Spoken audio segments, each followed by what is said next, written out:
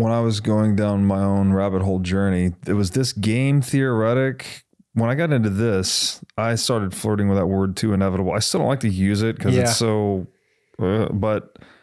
And you have to allow for like fringe, like there are unknown unknowns. Yes. Black swans. Yeah. Of course. Yeah, for sure. Like, and that's ineradicable, right? You can't do anything about black swans. That's like the definition of a black swan. It's an unknowable unknown kind of thing. But when you're trying to study Bitcoin and you end up in like, well, the only thing that can take this out is like an unknowable unknown. Yes. That's pretty good for your thesis. But this whole idea, that there's a bit of a self-fulfilling prophecy to it. And then, and this is not just true with Bitcoin. This is also true with money more broadly. So like, for instance, inflation is often described as a psychological phenomenon.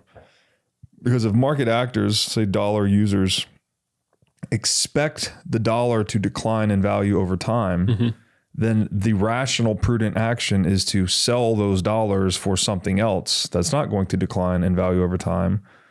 And those acts thereby cause the dollar to decline over time. So you get this weird feedback loop where expectations become reality. Like there's a bit of a self-fulfilling prophecy to it.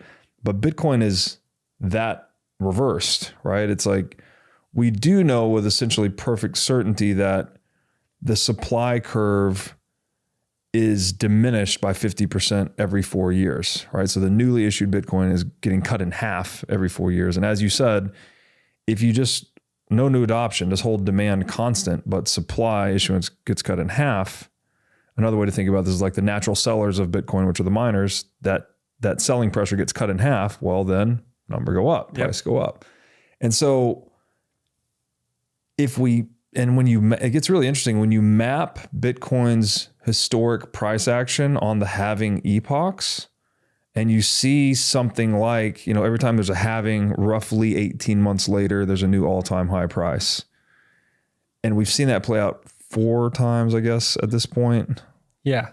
And we're working on the 5th, I think is the number. I could be wrong on that. But my thought has always been, how many times does this iteration need to play out before people really start to wake up and be like, it's just going to keep doing this? Yeah. And at that point, they start to act on that prediction, which is to like hoard Bitcoin, basically. Yep. And that creates the self-fulfilling prophecy of hyperbitcoinization. This thing will eventually just break that model too, to the upside. And then it's like, the game theory of Bitcoin is such that you can't think of a scenario where it doesn't just go to infinity. Yeah. And that's weird. Exactly. And I think that's part of what drove me to write this article, is to try to put it in this context of like why is it like that this thing is as like world conquering as it appears to be.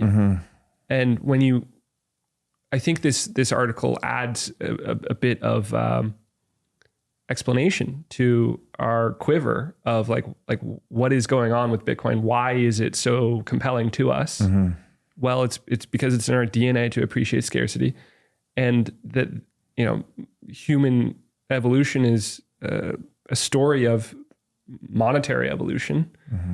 And then along comes Bitcoin, and it's the perfection of that which we've been searching for over 142,000 years.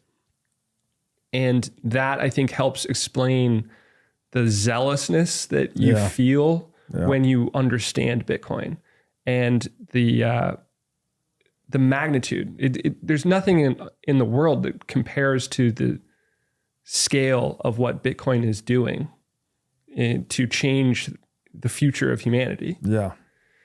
And that's a crazy thing to like grapple with, right? And to try to make sense of.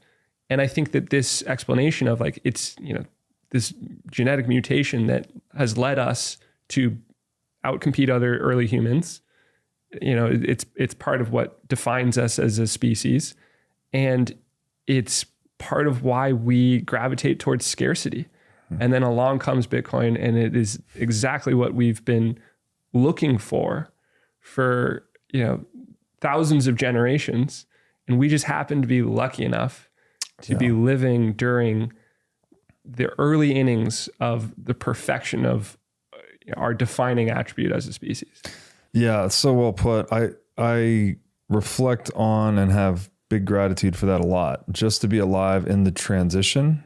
I guess I was 23 when Bitcoin was launched, so I didn't grok it that early, but to even be able to see the world a little bit before and then see, I don't know, who knows how far it's going to go in one's lifetime, but to be at that inflection point is fascinating. Thanks for watching. If you enjoyed this episode, click here to find more just like it, and here to find our most recent episode. Also, make sure to like this video to help shine light on the corruption of money, and be sure to subscribe to this channel to stay connected.